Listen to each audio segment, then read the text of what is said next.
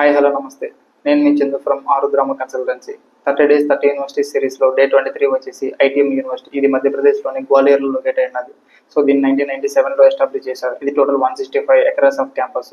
So ఇది tyre 2 కింద దీన్ని రిజిస్టర్ చేశారు. సో టైర్ 1 వచ్చేసి ఐఐటి, ఎన్ఐటి అటువంటి యూనివర్సిటీస్ అనేది దాని కిందకి వస్తాయి. సో దాని తర్వాత అంతటి కాలేజీగా దీన్ని గుర్తింపు పొందారు. సో దీంట్లో కూడా ఎవ్రీ యూనివర్సిటీలో కాకుండా డిఫరెంట్ కైండ్ ఆఫ్ కరికులం అనేది వీళ్ళు యూజ్ చేసి స్టూడెంట్స్ అనేది ఎడ్యుకేషన్ అనేది ప్రొవైడ్ చేస్తున్నారు. సో ఇంకా ఈ యూనివర్సిటీలో తీసుకుంటే మనకి ఓవరాల్గా 60+ స్కూల్స్ ఆఫ్ కోర్సెస్ అనేవి వీళ్ళు ప్రొవైడ్ చేయడం జరుగుతుంది.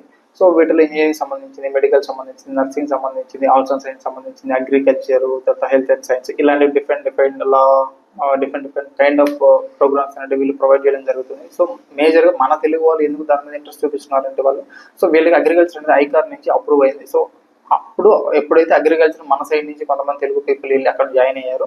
సో ఆ తర్వాత నుంచి బీటెక్ లాస్ట్ 3 to 4 years నుంచి వాళ్ళు అక్కడ జాయిన్ అవ్వడం జరుగుతుంది. ఎవ్రీ ఇంటేక్ వచ్చేసి బీటెక్ సంబంధించి కొన్ని కోర్సెస్లో సంబంధించి ఒక 400 ఎంతమందిని అయితే ఇంటేక్ తీసుకుంటున్నారో సో అందులో ఒక 50% వరకు మన తెలుగు వాళ్ళే అక్కడ జాయిన్ అవుతున్నారు. సో ఇది క్యాంపస్ మాత్రం చాలా బాగుంటుంది. సో ఇవే కాకుండా అక్కడ ఎవ్రీ డిపార్ట్మెంట్కి సపరేట్ బ్లాక్స్ అనేవి ఉంటాయి. ఇది కాకుండా వాళ్ళకి ఇవే కాకుండా ఒక 2-3 క్యాంపసెస్ ఉన్నాయి. ఓవరాల్గా అన్ని కాలేజెస్ అన్ని యూనివర్సిటీ తీసుకొని చూసుకుంటే 600 ఎకరాల్లో ఈ యొక్క ఐటీఎం అనేది ఉంది.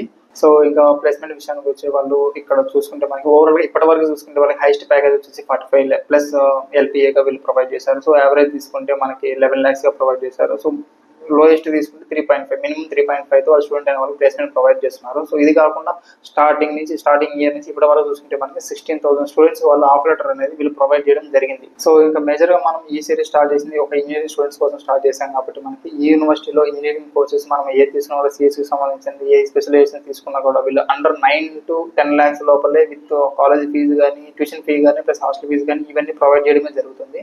సో ఇది కానీ ఈ ఫీజు కాకుండా ఇంకేదైనా మైనర్ కోర్సెస్ ఏదైనా తీసుకున్నా కూడా ఈసీఈ, ట్రిపుల్ ఇలాంటి తీసుకున్నా కూడా అంత ఫీజు కానీ ఇంకా కొద్దిగా ఫీజు తగ్గించే జరుగుతుంది. సో ఒక యూనివర్సిటీలోని ఈ క్యాంపస్లో హాస్టల్ ఫెసిలిటీస్ కూడా వీళ్ళు ప్రొవైడ్ చేస్తున్నారు. లైక్ 3 sharing, 4 sharing అనేది ప్రొవైడ్ చేస్తున్నారు. సో మనకు ఫీజు చూసుకుంటే మనకు 9 to 10 lakhs లోనే ఇవన్నీ ఇంక్లూడ్ అవుతున్నాయి కాబట్టి మనకి ఎవరైతే తక్కువ బడ్జెట్లో కొద్ది క్వాలిటీ ఎడ్యుకేషన్ కోరుకుంటున్నారో సో పర్లేదు మనం ఇంత దూరం అయినా పంపించవచ్చు పిల్లలని, అది కొద్దిగా దూరంగా పెట్టి ఎడ్యుకేషన్ బాగుంది కాబట్టి సో పంపించవచ్చు. మనకి ఇంత లో బడ్జెట్లో ఇంత మంచి యూనివర్సిటీలో మనకి ఎడ్యుకేషన్ దొరుకుతుందంటే కొద్దిగా ఆలోచించుకుని అక్కడ జాయిన్ చేస్తే మంచి ఫ్యూచర్ ఉంటుంది.